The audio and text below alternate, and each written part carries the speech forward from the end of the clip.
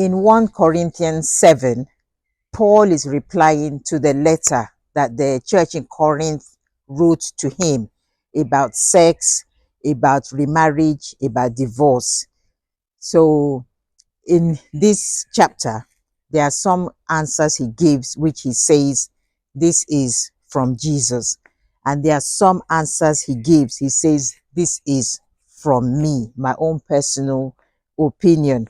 That does not mean that his personal opinion is not inspired by the Holy Spirit, but he is clear to make a division.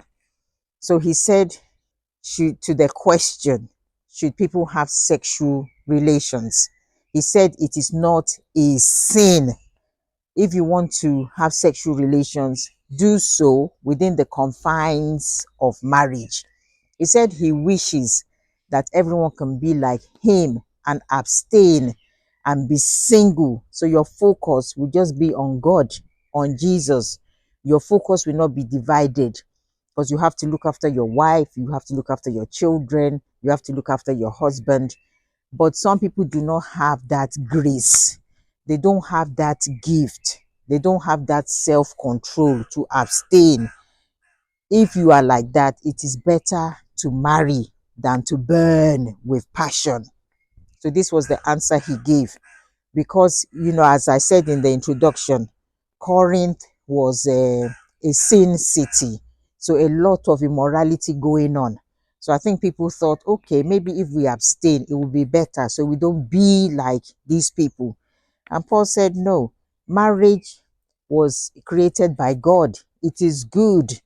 So if you cannot abstain from sexual relations, get married. And he said, then when you are married, the wife's body belongs to the husband. The husband's body belongs to the wife. You should both satisfy each other. So the husband should make sure his wife is satisfied sexually. The wife should make sure her husband is satisfied sexually. And there are some men, it's wham, bam, thanks, ma'am. They grunt, they roll over, they start snoring. They don't care if their wife was satisfied. Paul is saying here, we should both satisfy each other. If your wife said that she's not satisfied, go and learn. Go and learn how to do it. There are schools, you should go and learn. And likewise, the woman. So, and then he talked here about divorce. He said, if you are married, you should not divorce. This is the Lord's command. Jesus said, except for a case of sexual immorality, you should not divorce. And if you divorce, you should not remarry. So here Paul is trying to say, because some people might decide, oh, I don't love my wife anymore, I don't love my husband anymore, I'm going to divorce and then I'm going to remarry. I have this person on the side.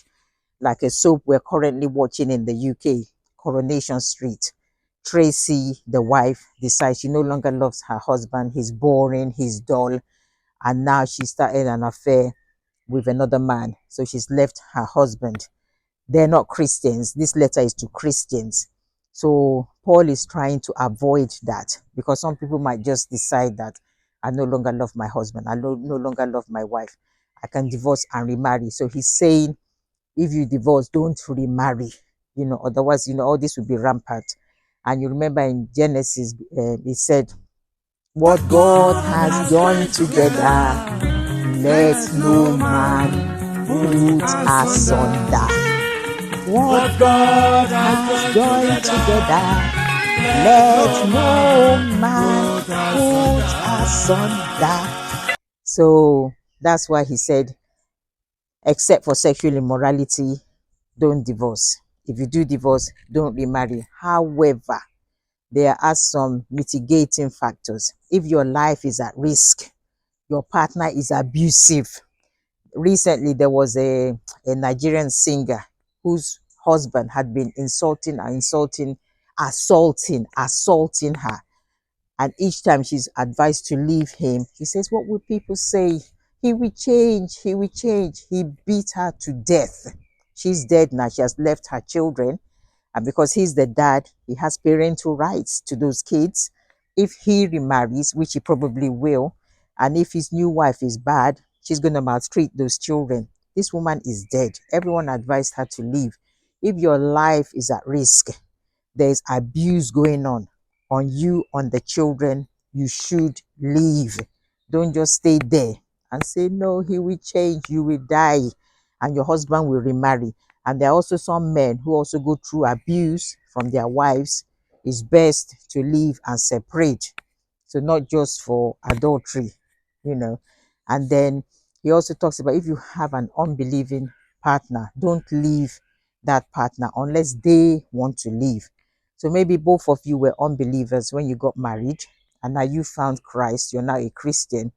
Don't divorce the partner who is still an unbeliever. If they want to stay with you, stay in the marriage. Don't divorce, don't separate. Because of that, your through you, they may come to Christ. If they don't and they still want to stay, you have to stay together. Don't divorce them. Don't say this is it.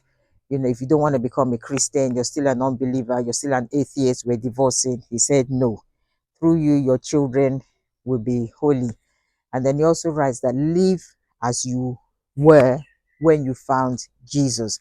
That doesn't mean that if you were a prostitute, stay as you are.